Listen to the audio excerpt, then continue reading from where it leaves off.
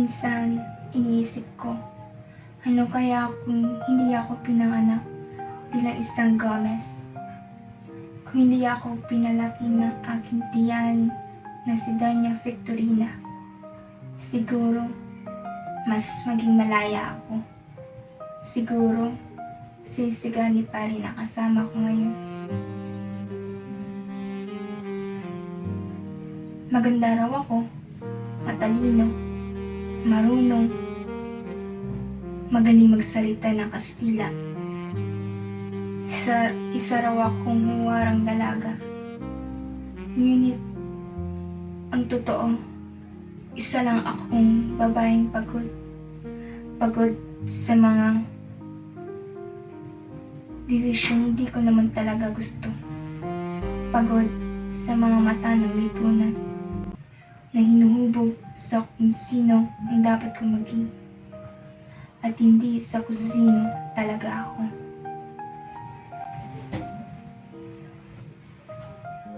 Si Sagani, mahal ko siya.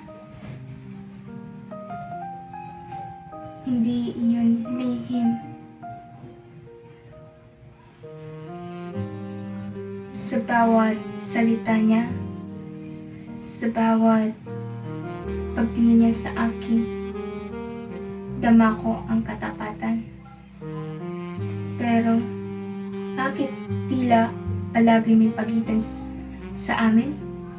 Isang pagitan na hindi kayang tawirin ng pag-ibig. Hindi niya ako pinili.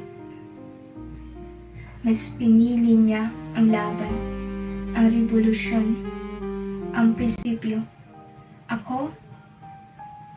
Ako ang naiwan. Hindi ko alam kung ako ba ang kulang o kung sadyang hindi sapat ang pagmamahal ko para hadlang ang kanyang layunin. Masakit, pero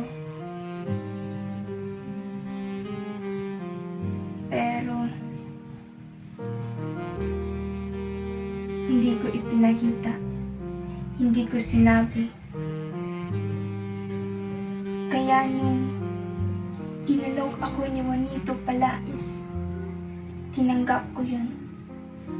Hindi dahil mahal ko siya, kundi dahil pagod na ako. Pagod na akong umasa sa taong abala sa bayan. Pero hindi ako kayang ipaglaban. Sapat na raw ang kayamanan, ang katahimikan, ang paghalang ng lipunan. Pero gabi-gabi, tinatanong ko sa sarili ko, Paulita, ito ba ang gusto mo? Nabuhay ako sa mundong puno ng pagpapanggap.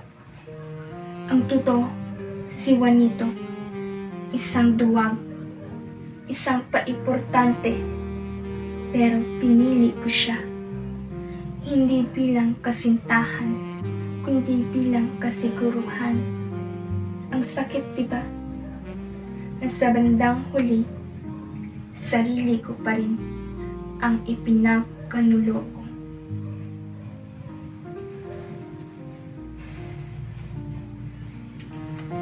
Si Sagani, kahit iniwan ko siya, alam kong minahal niya ako. At alam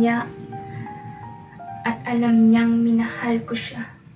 Pero sa mundong namin, hindi sapat ang pagmamahalan. Kailangan mong pumili. Pagmamahal o layunin.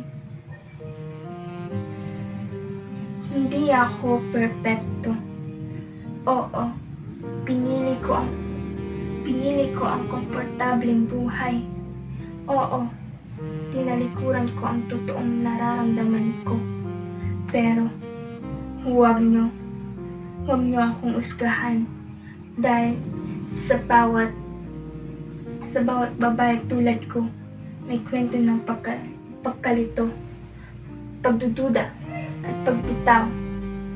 Hindi ako bayani, hindi rin ang kontrabida. Ako lang si Paulita, Isang babaeng natutong ngumiti habang tahimik na nasasaktan. At kung may pagkakataon lang, kung mabibigyan pa ng isang sandali, piliin ko si Isagani. Pipiliin ko ang pag-ibig na totoo. Kahit masakit. Dahil minsan, ang pinakamatapang na hakbang ay ang piliin ang taong hindi kayang piliin ka.